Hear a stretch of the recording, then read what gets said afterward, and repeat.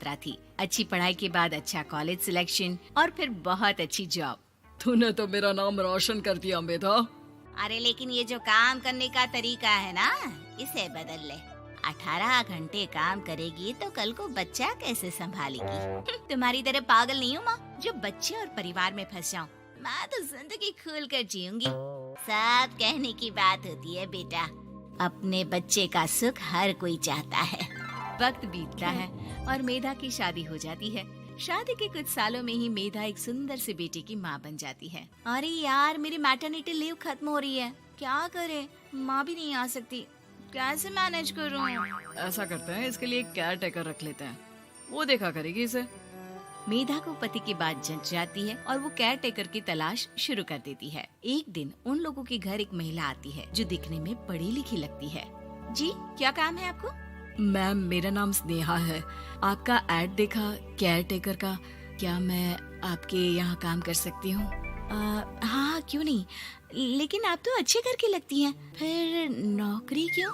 दरअसल मेरे ससुराल वालों ने मुझे घर से निकाल दिया क्योंकि मैं माँ नहीं बन सकती और माता पिता भी नहीं है इस दुनिया में। तो अरे कोई बात नहीं, तुम लक्ष्य को ही अपना बच्चा समझो और यहीं रहना, और किसी भी चीज की जरूरत हो ना तो बता देना। नेहा खुशी खुशी लक्ष्य को संभालने लगती है। रात को जब मेधा घर पर आती है, अरे क्या बात है स्नेहा, तुमने खाना नहीं खाया क्या? अरे दीदी, आपका बेटा टाइम दे तब ना। अरे तो जब वो सोता है तब खा लिया करो। तब तो मैं इसके पास ही बैठी रहती हूँ। कोई मच्छर या कीड़ा काट ले लक्ष्य को तो अब आप पकड़ो, मैं खाना खा लेती हूँ। स्नेहा वहाँ से चली जाती है। बहुत ही अच्छे से ख्याल रख रही है ये लक्ष्य का। मेधा, इतना तो शायद तुम भी ध्यान नहीं देती। मेधा को पति की बात बुरी तो लगती है, लेकिन कुछ नहीं कहती। धीरे धीरे स्नेहा मेधा और उसके पति के साथ बाहर भी जाने लगी। सुनो, स्नेहा को भी बाजार ले चलते हैं, वो क्या है ना, लक्ष्य को देख लेगी जब तक मैं शॉपिंग कर लूंगी। हाँ चलो, वैसे मैं चाह रहा था कि लक्ष्य को लेकर हम दोनों ही चलते। क्या यार, तुम तो फ्री में इमोशनल हो जाते हो, कितना देख लेंगे हम दोनों मिलकर, ले चलो उसे। कार से निकलकर मेधा और लक्ष्य रोड क्रॉस कर रहे थे कि सामने से कार आ जाती है। मेधा का ध्यान नहीं होता, लेकिन स्नेहा तुरंत लक्ष्य को मेधा से छीन लेती है। मेधा गिर जाती है और कार मेधा को छूकर निकलती है, जिससे मेधा को खून आ जाता है। पति मेधा को हाथ देकर उठाता है। स्नेहा लक्ष्य को लेकर गले लगाई रहती है। थैंक्स स्नेहा, मैंने तो ध्यान ही नहीं दिया था कि कार आ रही है। स्नेहा का गुस्सा मालकिन पर टूट पड़ता है। अरे कैसी माँ है आप, अगर आज कुछ लक्ष्य को हो जाता तो मैं आपको कभी माफ नहीं करती। छोटा सा बच्चा है, उसे चोट लगती है तो पता है कितनी तकलीफ होती है। पति भी स्नेहा को देखने लगता है कि उसे क्या हो गया। मेधा को स्नेहा पर काफी गुस्सा आ जाता है। घर आकर कहती है, देखो स्नेहा, माना तुम लक्ष्य को बहुत प्यार करती हो, लेकिन वो मेरा बेटा है, मैं कभी जानबूझकर उसके साथ बुरा नहीं कर सकती, समझी?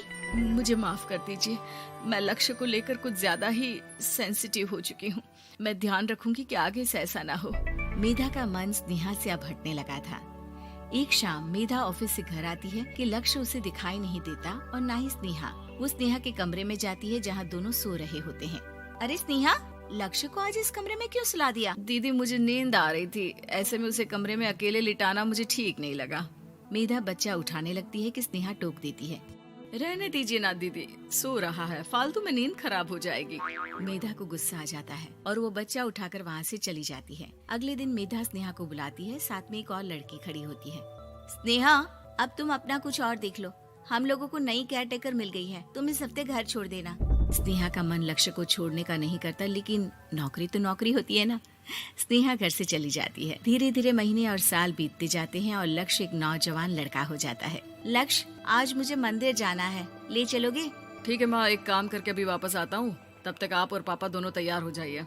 दोनों तैयार होकर बैठ जाते हैं, लेकिन लक्ष्य काफी देर तक नहीं आता। अरे मेधा, फोन तो करो लक्ष्य को, देखो क्या हो गया उसे। मेधा फोन करती है तो पता चलता है कि लक्ष्य का एक्सीडेंट हो गया है और वो सिटी अस्पताल में है। जल्दी चलिए, पता नहीं कैसा होगा मेरा बेटा। अरे चिंता ना करो, सब ठीक होगा, मैं अभी कार निकालता हूँ। दोनों मियाँ बीवी अस्पताल पहुँचते हैं, जहाँ वो लोग देखते हैं कि लक्ष्य बिस्तर पर पड़ा होता है। एक महिला इन्हें यहाँ लेकर आई है, वो वहाँ बैठी है, लेकिन फिलहाल तो आप लोगों को इनके लिए किडनी का प्रबंध करना होगा।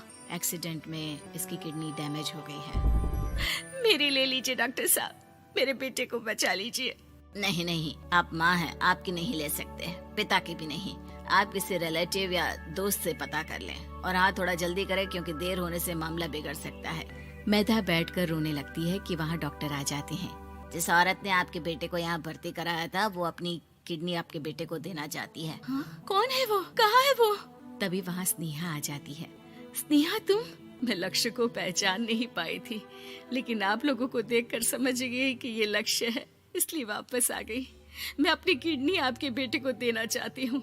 मेरी अपनी तो कोई औलाद नहीं, लेकिन लक्ष्य में मैंने हमेशा अपना बच्चा देखा। तुम धन्य हो स्नेहा जो इतने साल